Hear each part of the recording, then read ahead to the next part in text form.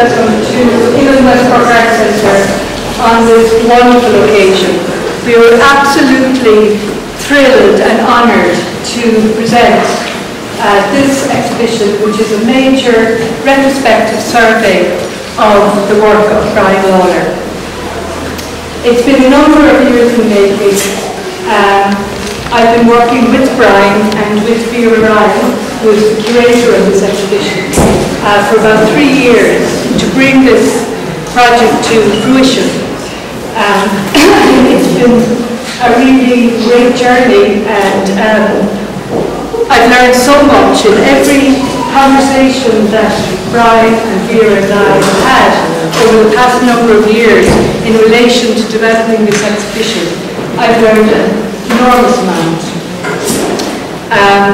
And I just want to thank Brian in particular. Well, first of all, to congratulate him on what a superb and wonderful exhibition this is, and to thank him for his generosity in absolutely sharing so much in relation to his practice, in relation to his experience, in relation to his knowledge. Thank you so much, Brian. It's been an absolute pleasure to work with you over the past few years. Thank you very much.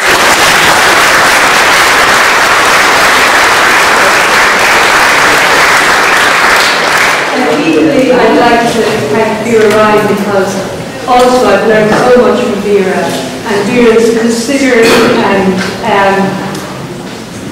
really in-depth exploration of Brian's work, months and months and months of research, many studio visits to the wonderful cave that Brian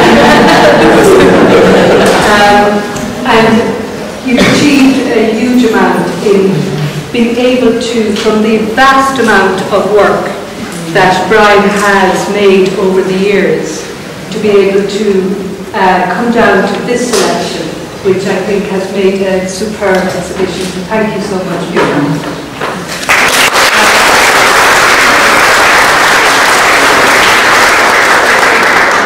There are just a number of other people that I'd like to thank. First of all, I'd like to say that this exhibition is taking place on the occasion of Cork Arts Festival, which was launched last night, and there are brochures at reception about, which gives you the full programme of events that are happening around the town. It's really rich and diverse programme, so have a look at that. The second thing I'd like to say is that we have produced a publication, again involving huge work and consideration and thought and research from both Brian and Vera. And it also contains essays by Angela Griffith from Trinity College Dublin and Anne Hodge from National Gallery of Ireland. And it's beautifully designed by Robin Foley of Hooray Design, who's here somewhere, and we're absolutely delighted with it. And the second thing I'd like to say is that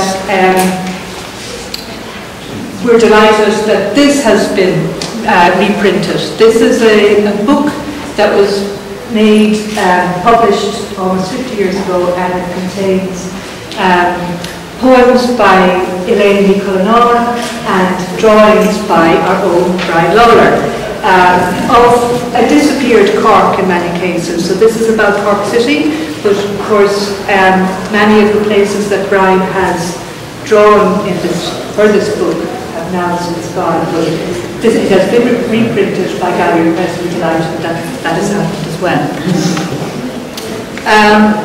I also want to thank Uillinn of Spain Tower Studios for producing the excellent audio presentations that accompany some of the literary work upstairs, and a major thanks to Stephen, Piotr, Louise, and all the staff here for the huge work that they've done in making this exhibition happen. Now I'm going to hand over to Barney Whelan. Barney is a board member of Uillinn West Cork Arts Centre and a former board member of the National Gallery of Ireland. where Brian made a major donation to the collection there. So I'm delighted that Barney's here to say a few words. Thank you, Barney.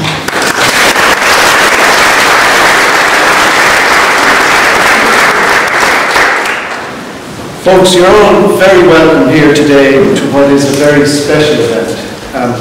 Taking time out of busy lives is, in my view, as much an endorsement of the work my colleagues at Uillinn have done to get us to this point, as it is also an endorsement of the lifetime's work of Brian Lalor, and I thank you all for coming along today. You know, when I've spoken at other openings, the last one I did was of the Giacometti exhibition in the National Gallery, and there's a reference to Jack O'Metty that Brian had involved with in Germany a number of years back. But anyway, when I've spoken at openings of this type, normally they're presenting the works of artists who are deceased. So one can project an air of quite, of being quite objective, indeed learned and knowledgeable. However, in this case, the artist is in the room, so dare I say very much in the room. So I've changed my tack somewhat, and I'll give you a sense of what Brian Lalor means to me.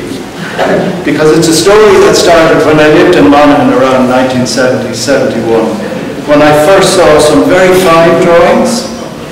I think it might have been in a book of contemporary poetry at the time, but I know that I was certainly spotty and I had big hair. But my memory of it is that it was around 1972. And I remember buying the book, the Cork book that Anne just showed you, now just reissued. And I remember buying that just after it was issued in 1977, and it certainly broadened my view of Cork at the time, from Katrina's house in the Watercourse Inn on Watercourse Road, and then also the Long Valley and Coonahan's around the corner, to buildings that were to many other locations, imbued with a heritage and a meaning, all captured and presented almost counterintuitively in black and white, and of course with an inclusion of beautiful poetry alongside it. And I remember being almost first through the door in Hodges Figgis to purchase the Dublin book around 1982. In the early noughties I joined on Pust, and part of my brief there was the design and production of the country's stamp output. And I was asked to produce a stamp to mark Cork as a city of culture. So I guided the designers by Brian's landscape of interest and mystery approach. And I briefed the designers to produce a piece inspired by Brian's Fall of Icarus upstairs. Well, they did their own thing and they produced a fine colour piece depicting Cork's cultural landmarks without the intervening bits. So it's a unique view of the cityscape scrunched into a stamp. And while I was actually quite happy with the aesthetic, we were very close to getting a black and white alternative view of the city. We just didn't quite get there. And then I think it was in the winter of 2008 or 9, Katrina and I were in Brown Thomas in Dublin, and we came upon this magnificent ceramic female sculpture. And then a couple of weeks later we saw another one in Brown Thomas in Cork. Now don't get me wrong, don't inhabit BTs all the time, but it's nice to go in there and find nice sculpture. But both pieces were by an artist called Uillinn Lalor, both beautiful, both powerful, and both life-size. So I contacted Uillinn and I asked her if she had a smaller version, and she did, and I purchased it. And I remember getting the taxi home. I had to order a big taxi, and the driver asked me what was in the bubble wrap, saying that it was that it must be very delicate the way I was created across the seat. And I said to him, well, actually, it's a woman that I intend will be staying with me for the next few years. As Dublin taxi drivers do, he raised his eyebrows and didn't say another word. But Uillinn's work is superbly expressive, and she pushes the boundaries of scale, of materials, of settings, and concepts. And at this point, she doesn't work only in ceramics, she works across print and paint and found materials, and her work is award-winning and yet very acceptable. And I just wonder where she get all that stuff. So during the period of 2012 to 2016, I managed the building of a new museum to commemorate 1916 in the GPO in Dublin. And that's just by way of background, because I subsequently met with Brian and our dear departed friend Robert Harris, and I know Finola is here in the room today, and I wish you well, Finola.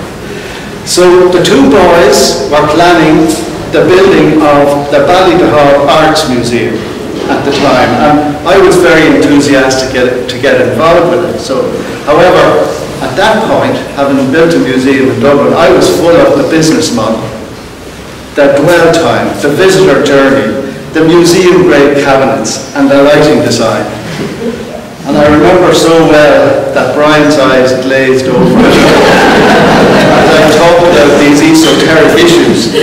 But I'll never forget him saying to me with a steely determination, "Barney, this will happen, and it will open in 2018. And so it did. And Brian was good enough to ask me to speak at that. As a very, very, very novice person, and I was studying in the Corford, and the Corford became an art college in the late 19th century, and this was the second session of architectural education in Cork, and they had no books in the library about architecture, except ones bought before 1930. So I went out and bought my own books on famous contemporary architects. And the Head Sweeney, the county architect, was designing simultaneously the Pantry Library and the county hall in Cork. And he would come and talk about it, and I saw that it related to the kind of books I was buying. So one day he was talking again, and I brought in a book and I gave it to him and I said, "Is that what you're talking about?" And because I did that, he noticed me.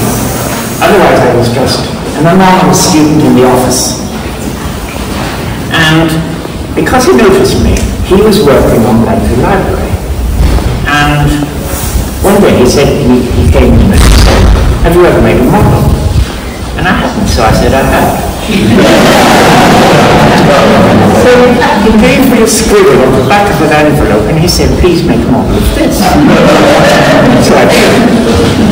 And it was the library of an elementary stage, but nonetheless, from that point I had established myself as not just a 17-year-old student, but as a person in the office. And, you know, this was a very exciting beginning to any aspect of the arts, of being noticed by somebody, you know, who was in a position of influence and status. So that's... And Brian, your great experience, your extensive experience of model making came into play when you made a model of the temple mount which was built by Herod in Jerusalem based on King Solomon's temple. It was a rather grand bit of promotion, but it's about that. A mountain of belief, but maybe it's gone too far.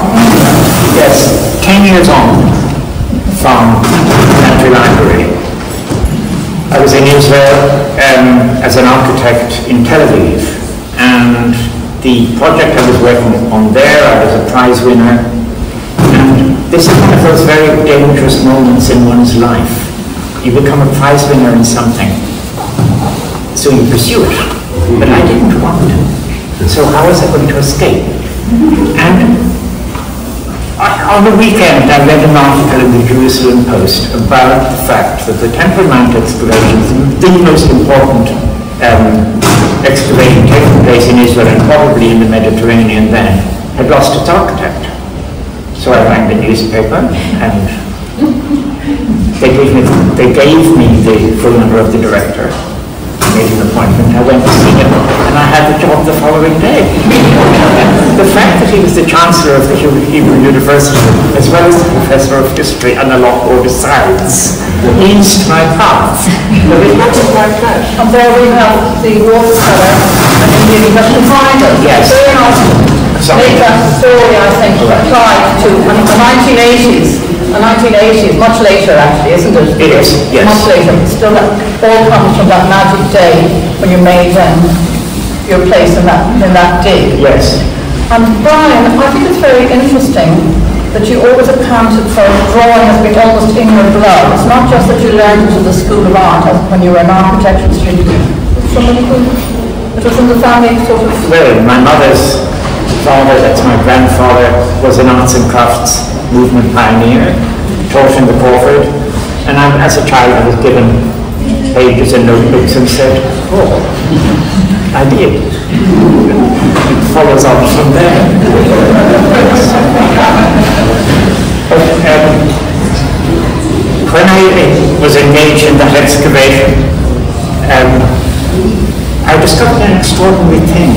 Because of the power of biblical archaeology, thought processes in connection with biblical archaeology, not just in Israel, but in the entire academic world that is concerned with that period. The staff members of the excavation which I joined were specialists in everything, from coins to pottery to fabrics to any aspect of the classical world. They knew nothing about buildings. And this was an opportunity that I spent a year and a half researching what was there and came up with answers which had not been available to the team because they were all specialists in different areas. And that was, in terms of archaeology, my moment of glory. But you did at the same time have a vast input. You had a considerable experience of looking at classical architecture. Oh, yes, certainly.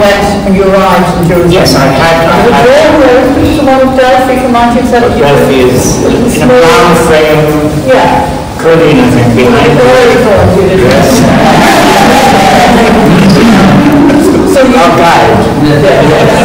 You've always been an advocate of very, very intense looking at what you're trying to think about. That drawing, in fact, is a very good example. It's possibly the earliest drawing or piece of work in the exhibition. It's drawn in biro, which is not a very fashionable art medium. It's a study of the sanctuary of Apollo in Delphi, in Greece, and that is the way I built on the knowledge I had by learning from looking. And also from reading and studying. You're quite an academic, really, aren't you? Well, yes.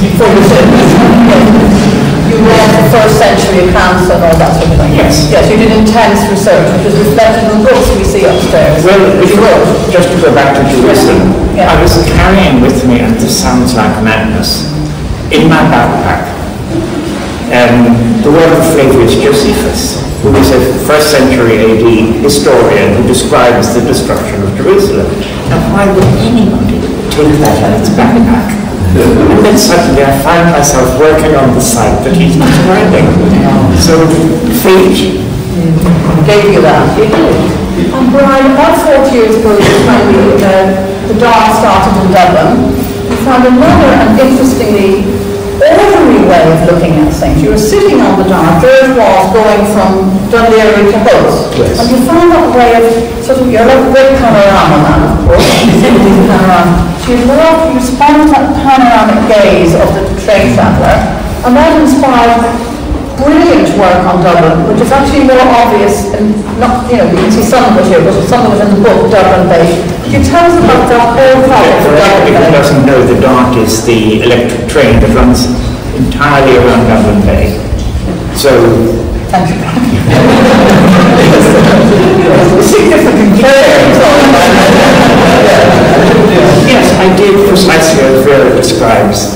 I was living in Dunleary on the bay, and I went this way, I went that way, and suddenly I was looking at the entirety of the bay because of the availability of this train, and it gave me intense knowledge of every aspect of it, and that produced a book,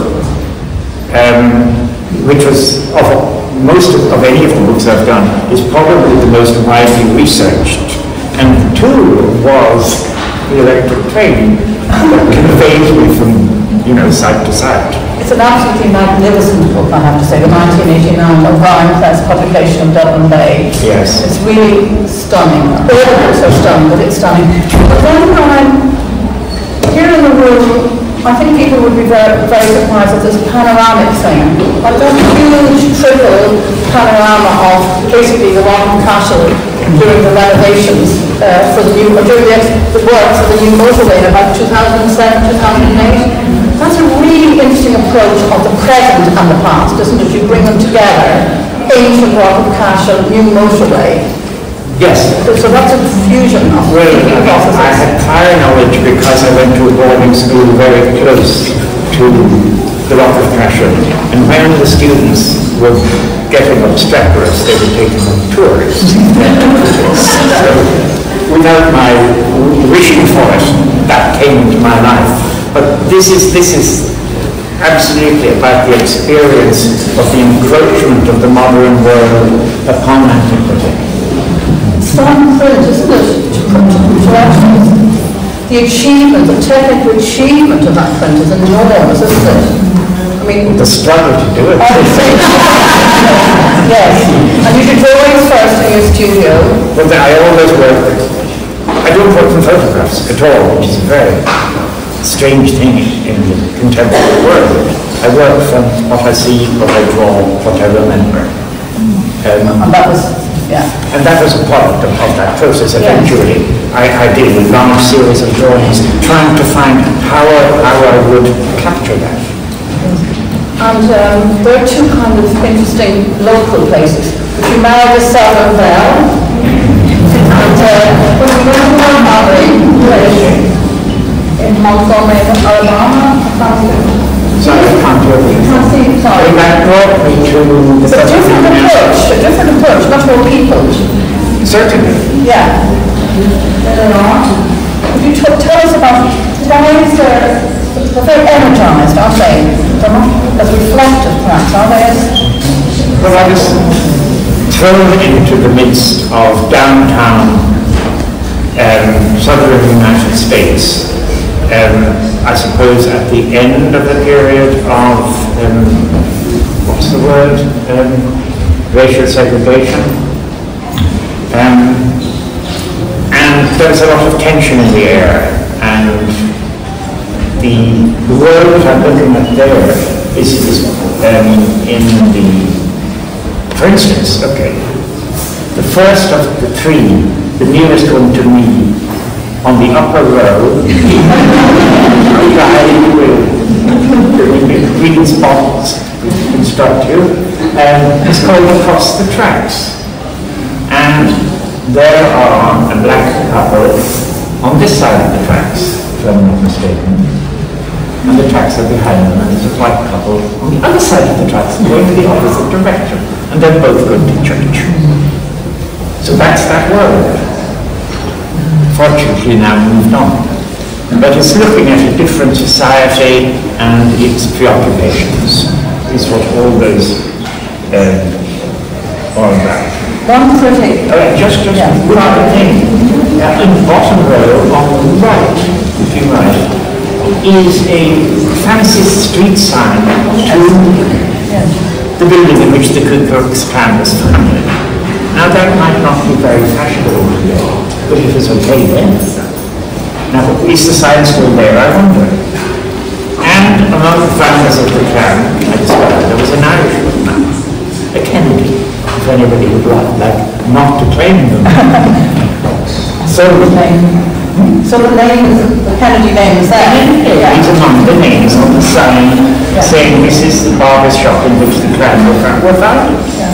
Brian, I love the way you capture moment in time, the truth of the moment, that's the song, that's the scene. You catch it and you record it.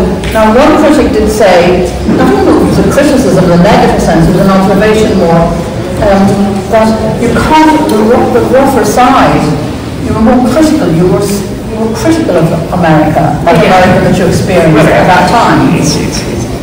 The picture I presented is not about pleasant suburban residences and smart cars, for sure. Yeah, yeah. It is about more raw aspect of society. Yeah. I think upstairs we find an interesting sense in which we can look at Brian's drawings of being in the moment, walking around Cork City in the early 1970s and seeing, what do you see? You see shoals, you see shabbiness, you see a lot of social deprivation there too. Old people, you know, struggling to survive in the city centre. And that's in the moment. And that's a beautiful book, we see it here. But then across the wall we see an interesting series of Icarus, the Icarus myth.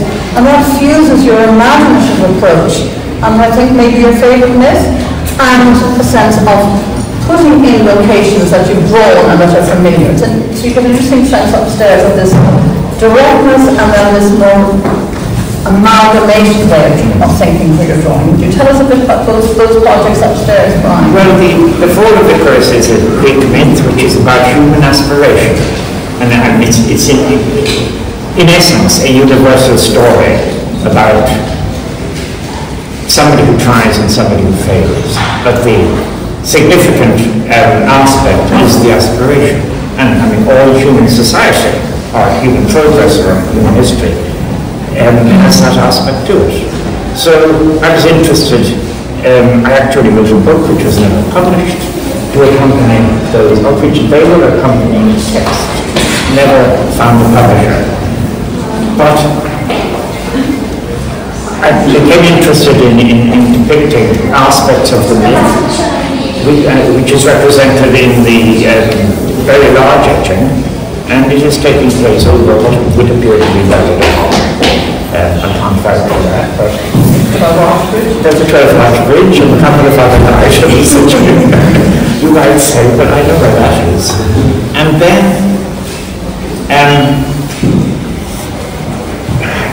I was involved in an exhibition in Zurich where that was shown, and I got a commission from an airline company, or air insurance company, to extend theory, the series in a portfolio. And that sort of, I went wild at that point. And you have Icarus flying over a great scaly rock, as indeed and other fantasies of that order. And the butter exchange band, yes, Shannon in Cork comes into it.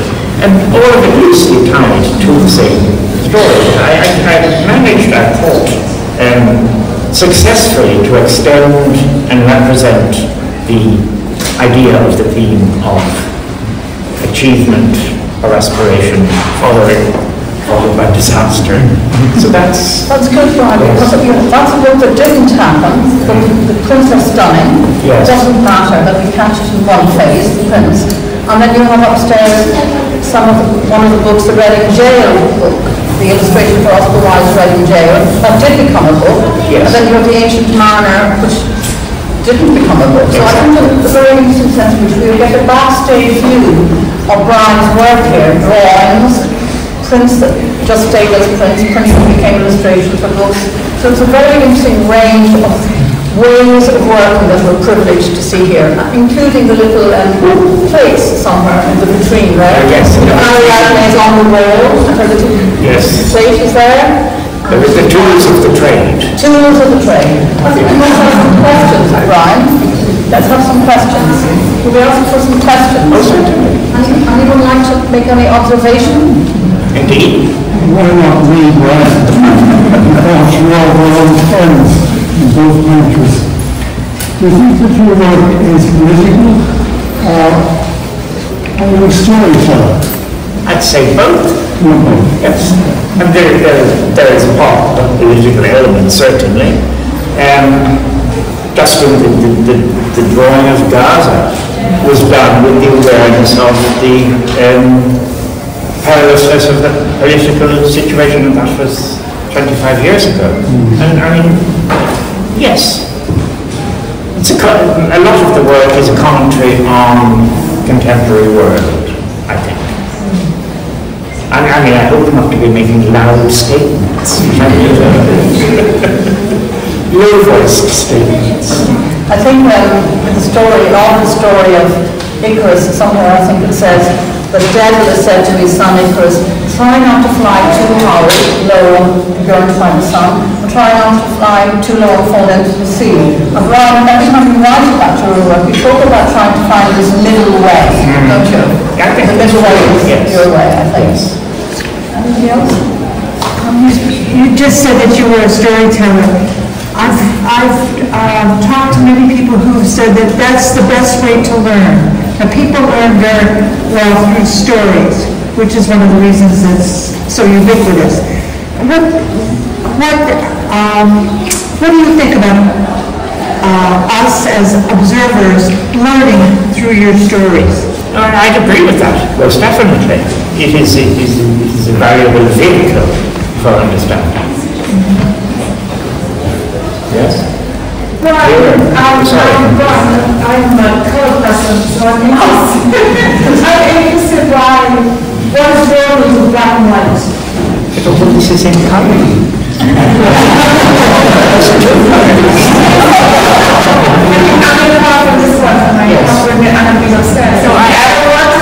I did indeed, for years I did watercolors, of which the few there are the remnants that have survived in my possession. But yes, I became interested in printmaking, and that took me away from working in color, and I stayed in black and white. Two very important colors. I know where you're coming from. Sir? It's the width of these long panorams, width of that printing press. No, these are printed on the largest press in the country, which is in a studio I belong to in Dublin. You need a press that is probably a metre longer on either side to get that through. This is only suitable for small work. Brian, I was struck by what you said, just that line that you used, what I see, what I draw, what I remember. And it brought me back to, you very kindly gave me a notebook that you had assembled of drawings of archaeological stuff from the Mism. And I remember looking at one particular drawing and saying, oh yes, and you know, this was the lighthouse on Cape Clear. And I was comparing it to an old photograph, and you said, don't miss the fact that the portico around the door has trembled. And I had completely missed that. And it just struck me as the difference between taking a photograph and really looking and taking a drawing. So when you think about what I see, what I draw, what I remember, how do you prioritize those three, or do you, or how do they interact together? It, I suppose, depends on how alert you're capable of being at any one time. And I mean, I have drawn things and then years later drawn them again and found that they're not the same. So, and it's not that the building was changed, it was that there was something there I didn't see. So, I mean, a merit, I think, of the work that I do is I don't use photographs, so I'm on my own. It's up to me to see and to record and to do so accurately. Yeah. Brian, as you probably know, is going to give demonstrations of hand-making prints on this press. Little prints. Yes. Little prints. Yes. Nothing. That's a very, I hope some of us will attend them. This is such a brilliant way of learning, isn't it? How is it made? And just to say, Brian, I think to wind up, we've had a huge role in collective print studios. For years you made work in your own studio, on your own little making press. But these big ones were, Graphic Studio, Dublin, Cork Printmakers, they were possible because of the development of collective print studios in Dublin. But you'll talk more about that, Brian, when you're doing your print demonstrations. I think will we sign off now? Sure. Anybody else? I was wondering, when you first started art and realized that like this is what you wanted to do, like is this what you saw for yourself, or was there something else that you wanted out of your career?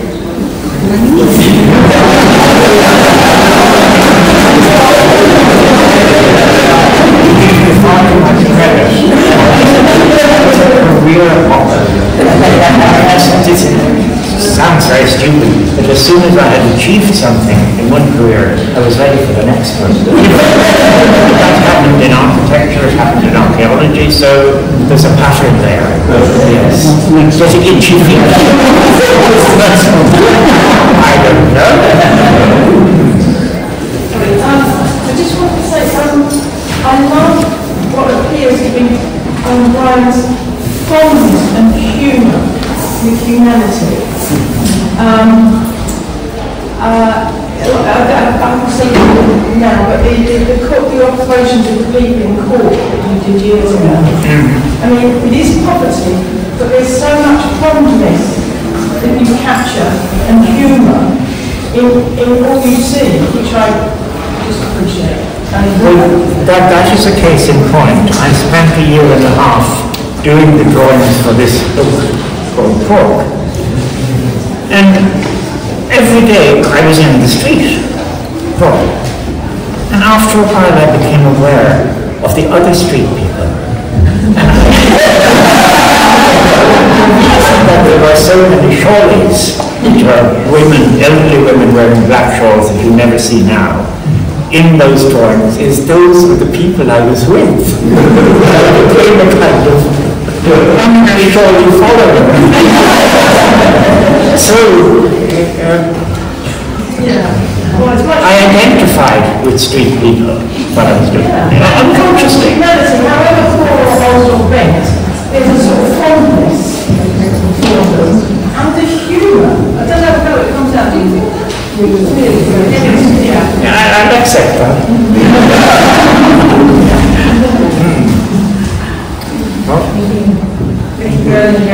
Oh, sorry, Mark. Where am I? Oh, yes, I did. Does this lady have a question? I have one that will really make you confused. How hard was it to do all your artwork? It's amazing and raise your children.